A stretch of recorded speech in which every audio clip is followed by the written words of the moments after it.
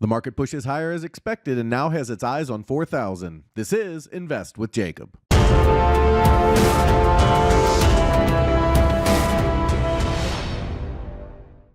Okay, guys, so on Friday we talked about the bulls being in control of the market and we should look for a push higher, and that's exactly what we got. The bulls came out strong, pushed the market higher, and never really looked back. They pushed up toward the 1.0 extension and now have control of the market. However, as long as we're below 39.22, the bears do still have hope for a direct move lower. I'll get into all that in just 1 second, but first, if you're new here, welcome to the show, guys. My name is Jacob Gabbard, and this is Invest with Jacob, where we use Elliott Wave Theory to break down the SP500 and the Nasdaq. I highly encourage you to hit that subscribe button down below so that you can get our daily S&P updates, our trade setups, and our buy alerts.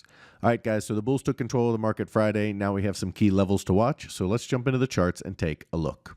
Okay, guys, so here we are on the 30-minute futures chart for the S&P 500. As you can see, we got the strong move up here towards this 1.0 extension. They've now pushed over it.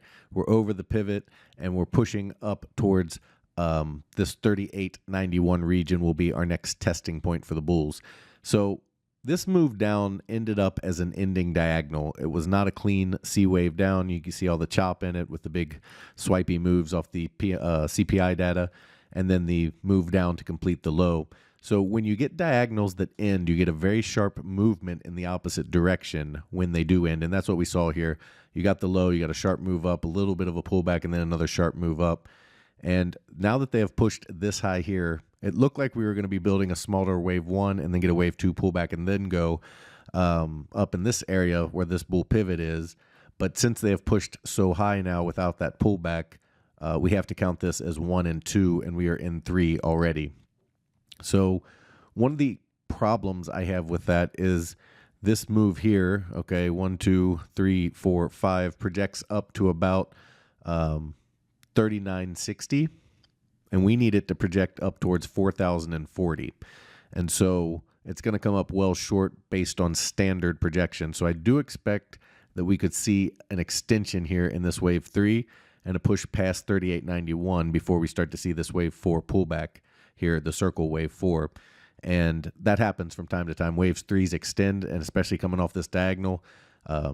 Coming off an ending diagonal, very often you see a very sharp move back to the origination of the ending diagonal, and in this case, that's 39.22, which is the top of our wave 2.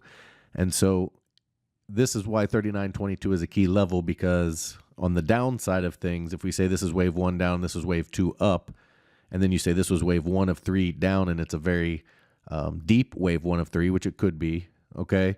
Then this could be 2 of 3 back up, and then you would see 3 of 3 down in a very sharp move. It would break back through the bull pivot here. So as long as we're below 39.22, the bears do still have hope. However, it doesn't look good. The structure doesn't look great, and the bull move is very indicative of what you would see coming off of this structure. So I don't have a lot of faith that the bears are going to take it directly lower. I have much more confidence that we're headed towards this 4,050 area. The question is how they'll get there. If they're going to extend this wave 3 of 3 up towards this 39.22 area, go directly for the 168 or 1618, because that pretty much lines up for it.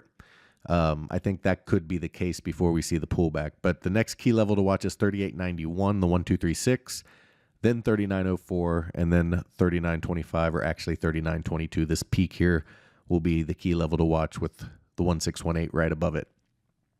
So that's the case for the bulls.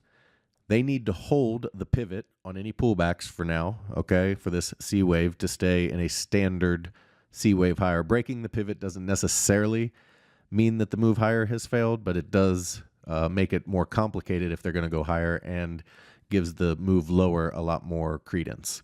So the pivot here that they need to hold is at 38.3575, so you can basically just say 38.36 is what they need to hold. And as long as they hold that on any pullback, the move higher is still intact in a standard fib pinball type movement.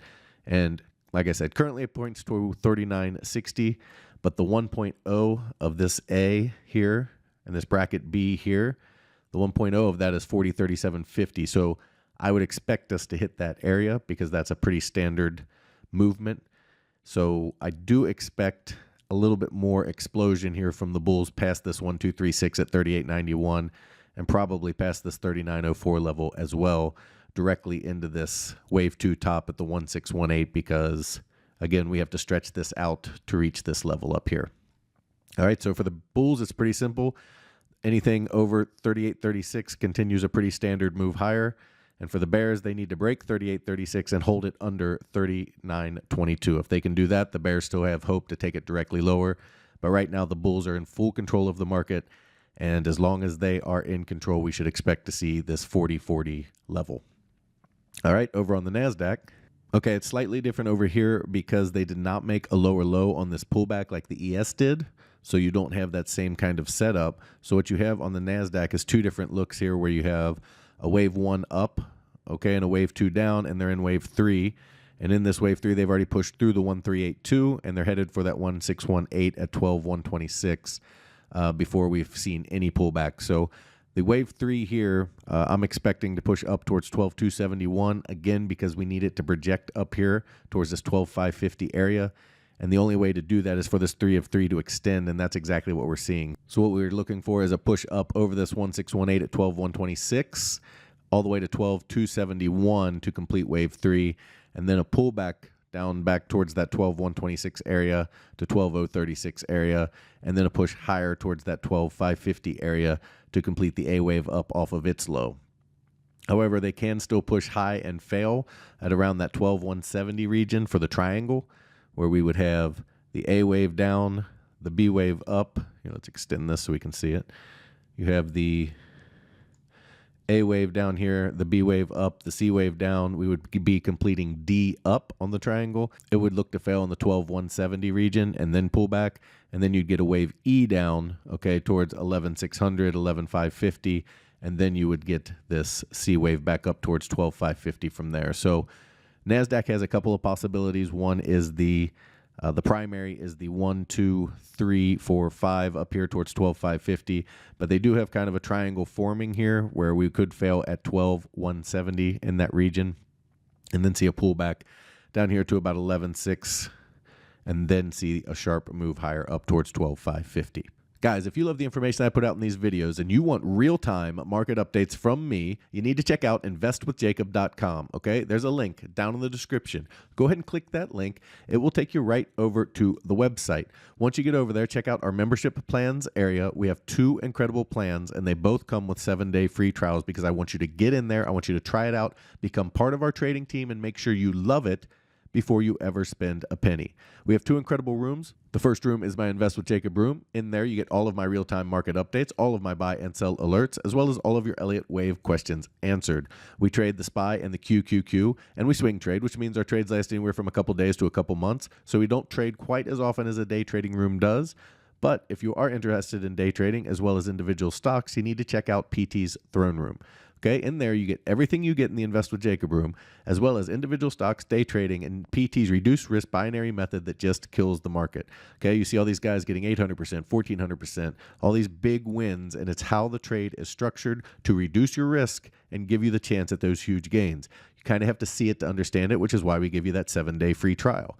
He also put $4,000 in a challenge account where he uses many ES futures and disciplined trading methods to build a small account into a large retirement or savings account, averaging 3 to 4% gains per week in there. Guys, we would love to have you in here so we can make some money together.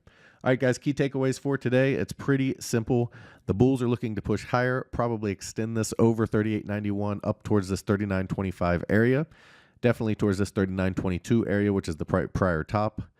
They need to keep it over 38.35.75 or what we're calling 38.36. If they can stay over the pivot, then the bulls are in control of the market and we should be looking for this 40.50 area.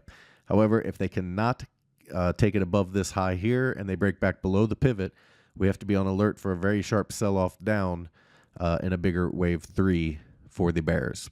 Over on the Nasdaq, they have a very similar setup, but not exactly the same, as they do still have the triangle in play. They have their 1, 2, and now they're on 3 in place. They should push over this 12,126 up towards 12,271 for wave 3, pull back in 4, and then have a wave 5 up towards the 12,550 area. However, if they cannot push up through this 12,170 area and they start to pull back, we could see the triangle where they come back towards this 11,600 area to complete wave E, and then we see the move up towards this 12,550 area. That is the market update for today. I will talk to you tomorrow.